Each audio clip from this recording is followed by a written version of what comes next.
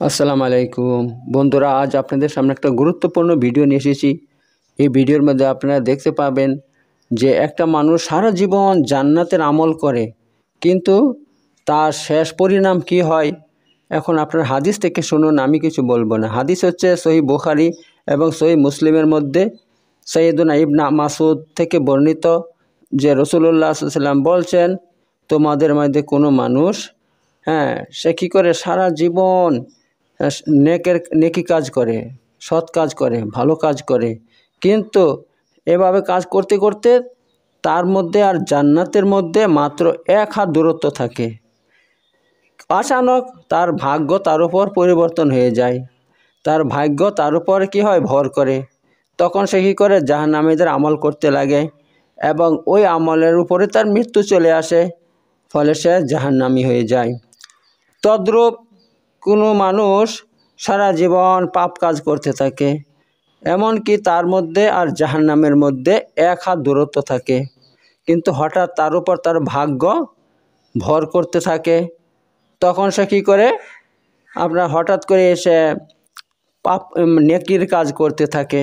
নেকির কাজ করতে করতে এর উপর তার কি হয়, তার মৃত্যু চলে আসে, ফলে সে জান্নাতে চলে যায়।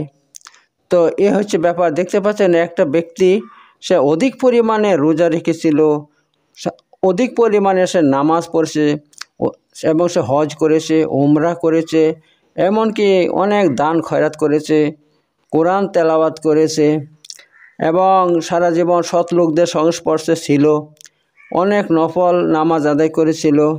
এমনকি লোক সমাজে তার একটা সুনাম সুখ্যাতি ছড়িয়ে গিয়েছিল যে আমাদের গ্রামের মধ্যে বা এলাকার মধ্যে এই ব্যক্তিটা সবচেয়ে বড় ধার্মিক ব্যক্তি এবং খুব নেককার পরহেজগার ব্যক্তি। কিন্তু দেখুন তার শেষ পরিণাম কি হলো। অর্থাৎ সে জান্নাতের এত নিকট হওয়ার পরও হঠাৎ করে তার ভাগ্য যখন তার উপর ভর করে, তখন সে তার শেষ জীবনে, শেষ বছরে এবং শেষ মাসে এবং শেষ সপ্তাহে সে জান্নাত থেকে বঞ্চিত হয়ে জাহান্নামে চলে গেল।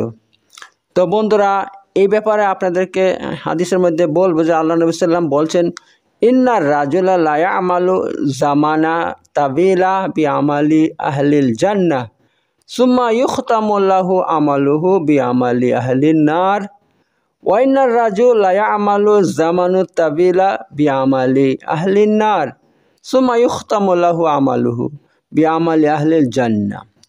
তো রাসূল সাল্লাম এই হাদিসের মধ্যে বলছেন, হাদিসটা হচ্ছে সহিহ মুসলিমের হাদিস, হাদিস নম্বর 2651 নম্বর, 2651 নম্বর হাদিস সহিহ মুসলিমের। এবার তার অর্থ দেখুন কি বলছেন। রাসূল সাল্লাম বলছেন, ইন্নার রাজুলা লা ইয়ামালু জামানু তাবিল বি আমালি আহলিল জান্নাহ। একটা ব্যক্তি যুগ যুগ ধরে সে জান্নাতি আমল করতে থাকে, সুম্মা ইখতামু লাহু আমালুহু বি আমালি আহলিল নার, অতঃপর তার আমল শেষ হয় জাহান্নামীদের আমল দিয়ে। মানে সারা জীবন শেষ ভালো কাজ করতে করতে করতে করতে জীবনের শেষ পর্যায়ে হঠাৎ করে সে কী করে, জাহান্নামীদের কাজ শুরু করে দেয় এবং তার উপরে তার মৃত্যু হয় এবং সে সারা জীবন তার যে এই আমল করছে সব নেক আমল করা সত্ত্বেও সে জাহান্নামে চলে যায়। পক্ষান্তরে ওয়াইনার রাজুলা লা ইয়ামালুর জামানু তাবিলা বি আমালি আহলিন নার, একটা ব্যক্তি লম্বা যুগ ধরে সে জাহান্নামীদের আমল করতে থাকে, সুম্মা ইখতামু লাহু আমালুহু বি আমালি আহলিল জান্নাহ, অতঃপর তার আমল শেষ হয় কিসের মাধ্যমে, জান্নাতি আমলের মাধ্যমে। অর্থাৎ সে জান্নাতি আমল হঠাৎ করে করতে শুরু করে, তখন ওই তার উপরে তার মৃত্যু হয়, সে জান্নাতে চলে যায়। তো এই হচ্ছে ব্যাপার বন্ধুরা। এর জন্য আমাদেরকে আল্লাহর কাছে সবসময় দোয়া করতে হবে যেন আল্লাহ তুমি আমাদেরকে জাহান্নাম থেকে বাঁচাও, জাহান্নামে যেন আমরা না যাই। কারণ আল্লাহর কাছে দোয়া করলে আল্লাহ ভাগ্য পরিবর্তন করে দেয়। তো আমি আপনাদেরকে এখন একটা ঘটনা শোনাবো। এই ঘটনা শুনলে আপনারা ভালো করে বুঝতে পারবেন যে জিনিসটা কত ইজি আল্লাহর কাছে। এক জায়গায় দুই ভাই ছিল। এক ভাই ছিল আপনার আবেদ, খুব এবাদত বন্দি করতো, আল্লাহর এবাদত করতো, নামাজ রোজা হজ সব কিছু করতো। সে তার জন্য উপর একটা কামরা তৈরি করেছিল। সে কামরাতে বসে সব সময় রাত দিন আল্লাহর এবাদত করতো, কোনো পাপ কাজ করতো না, হারাম খেত না, কোনো আয়েশ আরাম করতো না, দুনিয়ার কোনো লোভ লালসা তার মধ্যে ছিল না। তো একদিন তার মনে এ খেয়াল এলো যে আমি তো সারা জীবন আল্লাহর ইবাদত করে কাটিয়ে দিয়েছি, হ্যাঁ, এবং কাটাবো, সারা জীবন কাটিয়েছি এবং আরও কাটাবো, কিন্তু জীবনে তো কোনো আয়েশ আরাম করতে পারলাম না, দুনিয়ার মজা ভোগ করতে পারলাম না। তাই আমার আরেকটা কথা বলি, এই ব্যক্তি আবেদ ছিল আর তার আরেকটা ভাই ছিল, তারা দুই ভাই। দ্বিতীয় ভাই কী ছিল, মানে পাপিষ্ট ছিল, গুনাহগার ছিল। সে সব সময় গুনার মধ্যে ডুবে থাকতো, দুনিয়ার আয়েশ আরামে ডুবে থাকতো। সে এমন কোনো কাজ নাই সে করতো না, দুনিয়ার সমস্ত পাপ কাজ সে করতো আর সমস্ত দুনিয়ার মজা নিত। তো এই ব্যাপার, আর তার সে ভাই নিচে থাকতো। এবার এই আবেদ ভাইয়ের মনে খেয়াল এলো যে দেখো আমি দুনিয়াতে কোনো মজাই পেলাম না, কোনো দুনিয়ার মজা গ্রহণ করতে পারলাম না, এত আমি কি করব, কিছু আয়েশ আরাম করে নেই কিছু দিনের জন্য, তাহলে আবার কি করব, তারপর তওবা করে নেব, কেননা আল্লাহ তাআলা হচ্ছে দয়ালু ক্ষমাশীল, তিনি ক্ষমা করে দেবেন। হ্যাঁ, তো আমি কিছু আয়েশ আরাম করে নেই, এই ভেবে সে কী করছিল, তার যে নিচে যে ভাই থাকে তার কাছে আসছিল, কারণ ওই ভাইয়ের কাছে দুনিয়া সমস্ত আরাম আয়েসে সব উপকরণ ছিল, সামগ্রী তার কাছে ছিল, যে বেশি দূর যাওয়ার দরকার নাই, আমার ভাইয়ের নিচে কামরাতে গিয়ে সেখানে গিয়ে আয়েশ আরাম করব। এই ভেবে সে নিচে নেমে আসছিল। পক্ষান্তরে তার যে পাপিষ্ট ভাই, তার মনের মধ্যে আল্লাহ এই খেয়াল তৈরি করে দিয়েছে যে আমি তো সারা জীবন পাপ কাজ করলাম, জীবনে কোনো দিন নেকির কাজ করিনি, অথচ আমার ভাই সে সব সময় আল্লাহর ইবাদত করে, এত সে জান্নাতি আর আমি পাক্কা জাহান্নামী।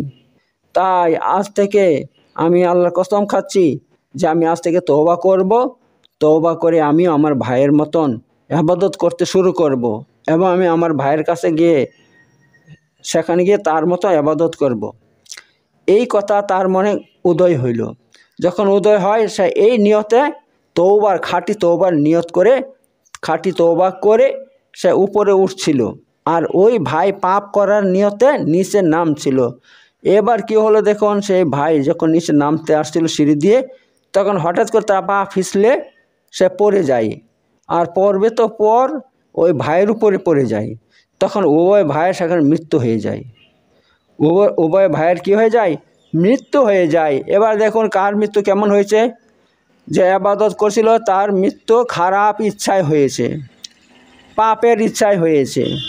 আর যে পাপিষ্ট ভাই ছিল তার মৃত্যু হয়েছে ভালো ইচ্ছার উপরে, মানে সে ভালো, মানে সে জীবনে তওবা করে নিয়েছিল। এত দেখুন, ওই ব্যক্তি সারা জীবন পাপ করার পরও জাহান্নামে গেল, আর এই ব্যক্তি সারা জীবন পাপ করেও জান্নাতে চলে গেল। তো এই হচ্ছে ব্যাপার। এত কার মৃত্যু কী অবস্থা হবে আল্লাহ ছাড়া কেউ জানে না। কিন্তু ভাই আমাদেরকে সবসময় আল্লাহর কাছে এই দোয়া করতে হবে যে আল্লাহ আমাদের মৃত্যু যেন আল্লাহ ঈমানের সাথে হয়, নেক কাজের সাথে হয়, কারণ যার শেষ যার ভালো হবে তার সব ভালো হবে। রাসূলুল্লাহ এই কথা একদম সত্য, শেষ ভালো যার সব ভালো তার। তো আল্লাহ তাআলা আমাদের যেন শেষটা ভালো করেন, অর্থাৎ আমাদের মৃত্যুটা যেন ঈমানের উপর হয়, ইসলামের উপর হয়, নেক কাজের উপর হয়। আর যদি পাপ কাজের উপর হয় তাহলে ওইটাই ধরা হবে। কিয়ামতের দিন আল্লাহ ওইটাই ধরবেন কার মৃত্যু কোন অবস্থায় হয়েছে। যদি কারো মৃত্যু আপনার ভালো নেক কাজের সাথে হয়, সে নেক কাজ করছিল, ওই অবস্থা তার মৃত্যু হয়েছে, তাহলে আল্লাহ সেটাই ধরবেন, সেটা ধরে তার ফয়সালা করবেন এবং আখিরাত তার জন্য উজ্জ্বল, সে জান্নাতি। আর যে ব্যক্তির মৃত্যু শেষ মৃত্যু মানে পাপ কাজের উপর হবে, চাই সারা জীবন সে নেক কাজ করুক, ওই পাপ কাজটা যদি মৃত্যু হয় তার ওইটাই ধরা হবে। ঠিক আছে, তো এত শেষ ভালো যার সব ভালো তার, এটা কিন্তু মনে রাখতে হবে। আমরা যদি আল্লাহকে ভয় করি, আল্লাহকে ভয় করে সমস্ত পাপ কাজ ছেড়ে দেই আর সব সময় আল্লাহর ইবাদতে অটল থাকি মৃত্যু না আসা পর্যন্ত, তবে আমরা ভাই জাহান্নাম থেকে আমরা নাজাত পাবো, অন্যথায় নাজাত পাবো না। আর তার জন্য আল্লাহর কাছে আমাদেরকে বেশি বেশি করে দোয়া করতে হবে বন্ধু। ঠিক আছে, কারণ হাদিসের মধ্যে এসেছে যে ব্যক্তি দিনে 3 বার জাহান্নাম থেকে মুক্তি চাবে, স্বয়ং জাহান্নাম আল্লাহকে বলে, আল্লাহ তাকে আমার কাছ থেকে মুক্তি দাও। আর যে ব্যক্তি দিনে 3 বার জান্নাত কামনা করবে, জান্নাত বলবে, হে আল্লাহ তাকে জান্নাত দান করো। এই ব্যাপার। তো আমরা দিনে 3 বার আল্লাহুম্মা আজিরনি মিনান নার, আল্লাহুম্মা আজিরনি মিনান নার, আল্লাহুম্মা আজিরনি মিনান নার, হে আল্লাহ আমাদেরকে জাহান্নাম থেকে মুক্তি দাও, এই কথা বলবো। পক্ষান্তরে আমরা বলবো আল্লাহুম্মা ইন্নী আউযু বিকা মিনান নার, আল্লাহুম্মা ইন্না নাসআলুকাল জান্নাতা, আল্লাহুম্মা ইন্না নাসআলুকাল জান্নাতা, আল্লাহুম্মা ইন্না নাসআলুকাল জান্নাতা, হে আল্লাহ আমাদেরকে জান্নাত দান করো। ঠিক আছে? এই সমস্ত দোয়া যদি করি, এই সমস্ত খেয়াল রাখি আর আল্লাহর কাছে দোয়া করি, সব সময় চাইতে হবে আল্লাহ জাহান্নামের আগুন থেকে বাঁচাও, আল্লাহ জাহান্নামের আগুন থেকে বাঁচাও, আল্লাহ জান্নাত দান করো। দুনিয়া যাই হোক হোক, আখিরাতের জীবন আসল জীবন বন্ধু। এই দুনিয়ার জীবন হচ্ছে ধোঁকার জীবন। এই ধোঁকার জীবন আপনি কেটে যাবে, 2 দিনে কেটে যাবে, বুঝতে পারবেন না। কিন্তু আখিরাতের জীবন আসল জীবন। সেই জীবন যখন শুরু হবে শেষ হবে না, আর সেখানে দুঃখ কষ্ট শেষ হবে না, আর সেখানে সুখও শেষ হবে না। এই জন্য আমাদেরকে সবসময় আখিরাতে যাতে কামিয়াব হতে পারি, তার জন্য আল্লাহর কাছে সবসময় দোয়া করতে হবে। ওকে বন্ধুরা।